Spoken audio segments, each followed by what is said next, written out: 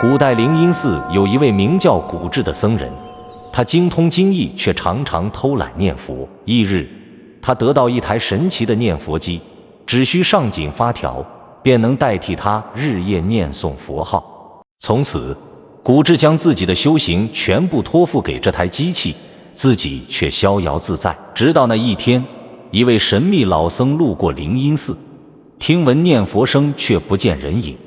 他说了一句话，彻底改变了古智的修行之路。这一句话究竟有何力量，能令古智如梦初醒？灵隐寺坐落在群山环抱之中，四季风景如画。寺院虽不大，却因为清静优雅，吸引了不少前来礼佛的信众。寺中的住持妙音法师德高望重，座下有10几位弟子，其中就有古智。古智出家前是当地一户书香门第的公子，饱读诗书，聪慧过人。20岁那年，他经历了一场大病，病中看透了人生无常，便决心剃度出家，追求解脱之道。因其聪明好学，很快成为灵隐寺中颇有名气的僧人，精通经义，讲经说法颇有见地。然而，古智有一个鲜为人知的秘密，他极为懒散。表面上，他是一位勤奋的修行者，实际上，只要没人看见，他就会躲懒。尤其是每日的念佛功课，他往往敷衍了事，心不在焉。他认为自己已经通晓佛理，区区念佛不过是形式罢了。这一日，灵隐寺来了一位远方的商人，名叫贾通，携带着从西域带回的各种奇珍异宝，准备献给寺院。古智受师父委派，负责接待这位施主。大师，我这次西行带回了一件稀世珍宝，想献给贵寺。贾通神秘地说道，从怀中取出一个精致的木盒。古智接过木盒，小心翼翼地打开，只见里面躺着一个巴掌大小的铜制物件，形状奇特，上面刻满了复杂的花纹和符号。这是什么？古智困惑地问道。这是西域骑士制作的念佛机，贾通解释道，只需上紧发条，它就能自动念诵阿弥陀佛的圣号，日夜不停。据说功效等同于人亲口念诵，可以积累无量功德。古智听后眼前一亮，如果这念佛机真如贾通所说，岂不是可以代替他日常的念佛功课？这简直是天赐良机，施主有心了，我会将此宝物呈现给师父过目。古智表面恭敬地说道，心中却已打定主意要据为己有。待贾通离开后，古智并没有将念佛机上交，而是悄悄带回了自己的禅房。他按照贾通教的方法，小心地上紧发条，只听哒哒哒的机械声响起，接着一阵清晰的南无阿弥陀佛从机器中传出，声音虽机械，却字正腔圆，令人耳目一新，真是妙物。古智惊叹道，他立刻想到了这念佛机的妙用。从那天起，古智开始了新的修行方式。每天早课时，他悄悄将念佛机藏在袖中，跟随大众一起诵经。当到了各自禅修的时辰，他就把念佛机放在房中角落，上紧发条，让他代替自己念佛，而他则或看经书，或小憩，或出门游玩，逍遥自在。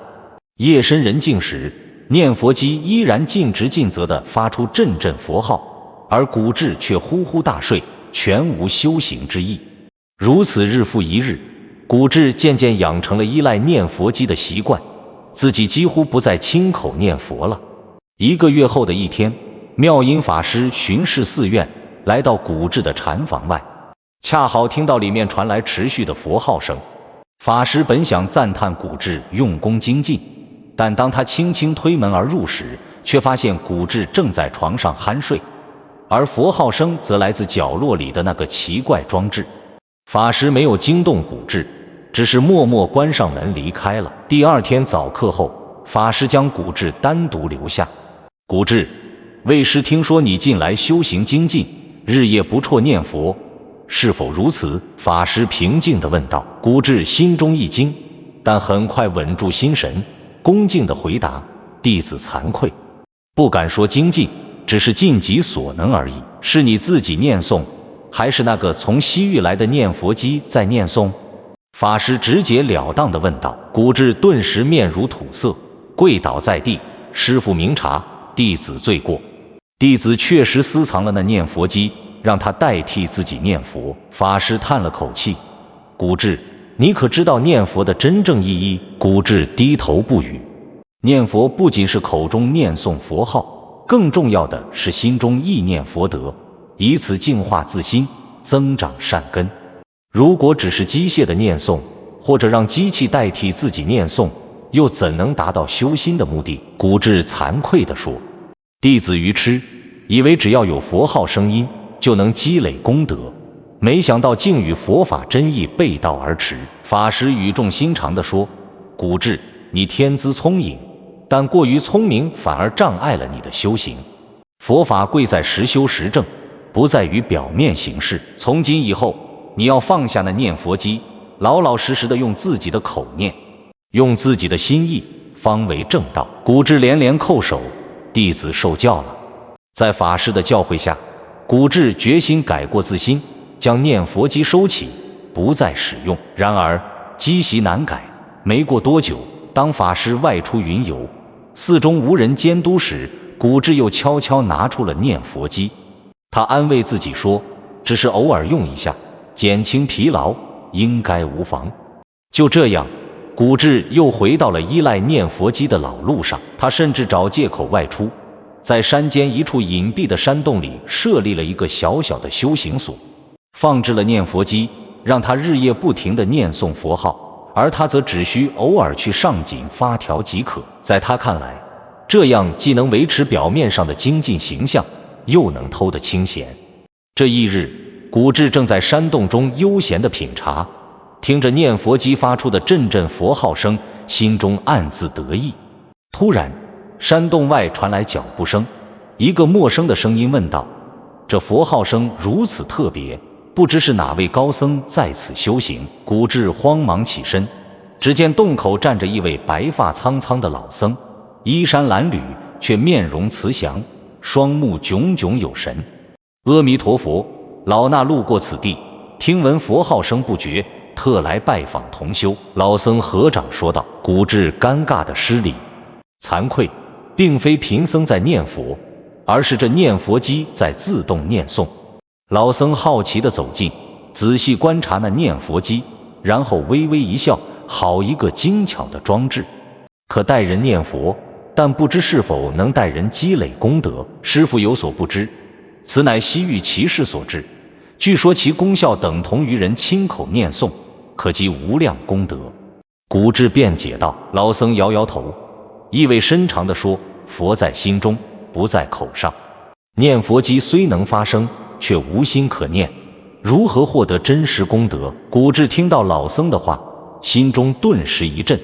他从未如此深入地思考过念佛的真正意义。过去他总认为念佛不过是一种形式，只要有佛号声音，就等于完成了功课。可老僧这一句话如当头棒喝，令他猛然惊觉。请师父明示，为何说念佛机无法获得真实功德？古智诚恳地问道。老僧在山洞中找了一块平整的石头坐下，和蔼地说，年轻人，让我问你一个问题，你认为念佛的目的是什么？古智思索片刻，答道，念佛是为了积累功德，获得往生极乐世界的资粮。这只是表面的理解。老僧摇头道，念佛的真正目的是为了让心与佛相应，使散乱的心归一，破除无明，见到自性。如果只是机械的念诵，或者让机器代替，心不在佛号上，那与佛何干？老僧的话如醍醐灌顶，让古智感到从未有过的醒悟。他继续请教，那么正确的念佛方法是什么？念佛有3种层次。老僧解释道，最初是口念，即用口诵念佛号，其次是心念，口中念佛的同时，心中专注意念，最高是实相念佛，明了佛与自心不二，念而无念，无念而念。无论哪种方法，都离不开自己的亲身实践，都需要修行者投入真实的心力。如果只是假手机器，自己心不在焉，又怎能达到与佛相应的境界？古智默默思索，感到自己过去的修行方式确实本末倒置。他又问师父，若有人因为体弱多病，无法持久念佛，使用念佛机是否也毫无功德？老僧慈祥地笑了笑，这就要看他的心了。若真因身体原因无法念诵，但心中时刻意念佛号，虔诚恭敬，借助外物助念，这自然有功德。但若如你这般有能力亲自念诵，却选择偷懒，让机器代替，这就失去了修行的意义。古智羞愧地低下头，弟子愚痴，一直以为只要有佛号声音就足够了，不必自责，知错能改，善莫大焉。老僧宽慰道，佛法修行重在实证，不在形式。念佛是为了什么？是为了让我们的心与阿弥陀佛的大愿力相应，与极乐世界的清净庄严相应。如果只重外相，不修内心，即使日诵万遍佛号，也不过是口头禅罢了。老僧的教诲令古智如梦初醒，他想起了自己出家的初衷，本是为了寻求解脱之道，追求心灵的清净，却在修行路上渐渐迷失了方向，把手段当成了目的，把形式当成了实质。师父，弟子明白了，从今以后，弟子会放下这念佛机，用真诚的心去念佛修行。古智恭敬地说道。老僧点点头，忽然问道，我听闻灵音寺的妙音法师是位真修行人，你可是他的弟子？正是。师父目前外出云游，不在寺中。古智回答。妙音法师是我的老友。老僧说道，既然如此，我就在灵音寺住几日，等他回来再叙旧情。你且带路吧。古智大喜，连忙将念佛机收起，带着老僧下山，返回灵音寺。一路上，他忍不住问道，敢问师父法号？老衲法号智圆，出家已有70余载。老僧平静地答道。古智心中一惊，智圆大师在佛门中可是赫赫有名的高僧，据说早年曾云游西域，研习各派佛法，后归国弘法，被尊为一代宗师。没想到自己有幸得遇如此高僧，真是莫大的因缘。回到灵音寺，古智安排智圆大师住在课堂，并向寺中其他僧人介绍了这位高僧的身份。众僧闻言无不敬仰，纷纷前来礼拜请教。接下来的日子里，智圆大师每天在灵音寺讲经说法，开始修行要义。古智寸步不离地跟随在侧，生怕错过任何教诲。在大师的引导下，他重新开始了真正的念佛修行。起初，古智还不适应不用念佛机的日子。以前，他可以随意安排时间，让念佛机代劳。现在，他必须严格按照作息，亲自念诵。有时念到口干舌燥，他会想起那个方便的念佛机，但每当这个念头刚起，他就会想起智圆大师的话，佛在心中，不在口上，于是又坚定了继续修行的决心。1个月后，妙音法师云游归来，见到老友智圆，十分欢喜。2位高僧相谈甚欢，谈论佛法妙义，论及修行心得。古智有幸在一旁聆听，获益良多。这天，妙音法师特意提到了古智的事。智圆老友，我这个弟子聪明过人，却因此生出懈怠之心，甚至用念佛机代替自己修行。幸得你的开示，他似乎有所改变。智圆大师笑道，古智却有慧根，只是聪明反被聪明误。现在他已知错能改，相信会有所成就。不过，要彻底改变他的习气，还需进一步磨练。妙音法师点头表示赞同，转向古智说道，为师决定，从明日起，你前往山后的枯井岩修行3个月，那里远离人烟，清净无扰，正适合你专心念佛。古智心中已理，枯井岩是灵音寺附近最偏僻的地方，常年无人居住，环境艰苦。但他知道这是师父对他的考验和磨练，便恭敬地答应了。第2天一早，古智收拾简单的行李，准备前往枯井岩。临行前，智圆大师送给他一串念珠，说道：“此珠乃我多年持诵之物，含有真实修行的力量，你带在身边，当能助你一臂之力。”古智感激涕零，接过念珠，对大师再三礼拜，这才启程。枯井岩位于灵隐寺后山深处，是一处天然形成的岩洞，洞口有一口早已干涸的石井，故得此名。洞内空间不大，但足够一人修行。古智到达后，简单收拾了一下，就开始了他的闭关生活。没有念佛机，没有其他僧人，只有他一人与这寂静的山岩相伴。古智按照大师教授的方法，开始专心持诵佛号。起初几天，他还不太适应，口干舌燥，心生烦躁，总想着回寺里去。但随着时间推移，他渐渐进入状态，佛号声越来越清晰，心也越来越平静。1个月过去，古智发现自己的心境有了微妙的变化。以前念佛时，他的心总是散乱不定，想着各种俗事。现在他能够专注于佛号，妄念虽起，但很快就能觉察并放下。这种感觉是念佛机永远无法带给他的。2个月过去，古智的念佛功夫更进一步，他不再只是口中念诵，而是口念心意，心口合一。每当念到深处，他常常感到身心清安，仿佛置身于一片清净光明之中。3个月期满之日，古智收拾行装，准备回寺。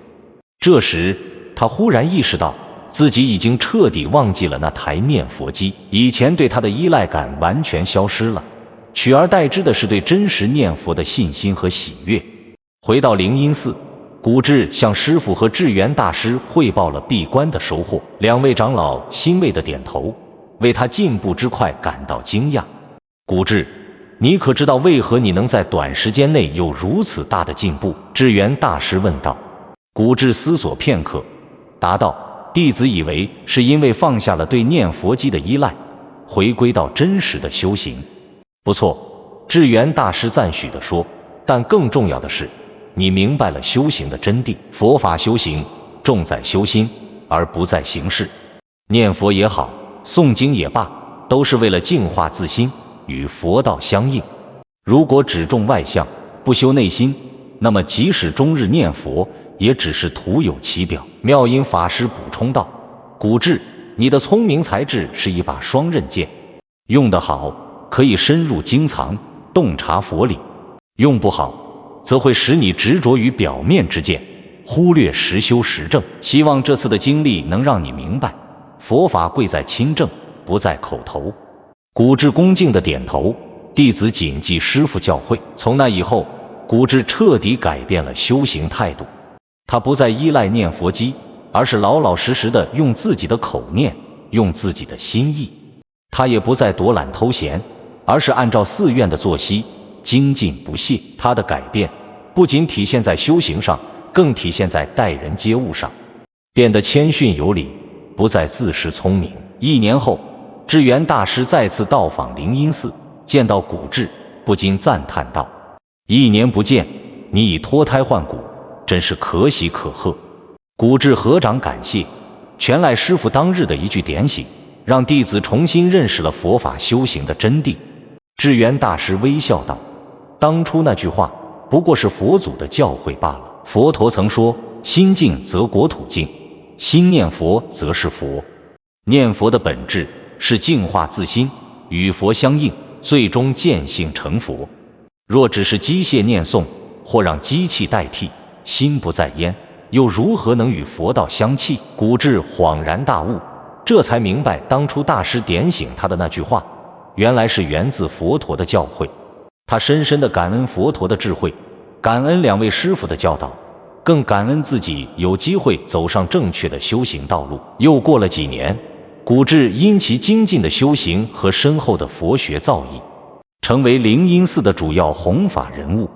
每当有人问起他修行的心得，他总会讲述那个念佛机的故事，以及智圆大师点醒他的那句话。他常说，佛号在口，不如佛在心，行事虽易，真修不可少。后来古智成为一代高僧，弘法利生，影响深远。而那台念佛机，它一直珍藏着，不是用来代替修行，而是作为警醒自己的法宝，提醒自己不忘初心，坚持真实修行。灵隐寺后来成为远近闻名的佛法道场，前来学法的人络绎不绝。古智每次开示都不忘提醒大众，修行贵在亲证，不在形式。念佛也好，诵经也罢，都需要以真诚心、清净心去做，方能获得实益。这就是古智的故事，一个因念佛机而迷失，又因一句话而觉醒的修行人。他的经历告诉我们，真正的修行不在外相，而在内心；不在形式，而在实质。佛法修行重在亲证，唯有如此，才能获得真实受用，正得解脱。念佛在于静心，不在形式。修行贵在真诚，无法假手他人，只有亲身实践，才能获得佛法真实受用。如果你喜欢佛学内容，记得点赞和订阅，不错过每一次深刻的分享和启发。让我们一起探索佛法的智慧。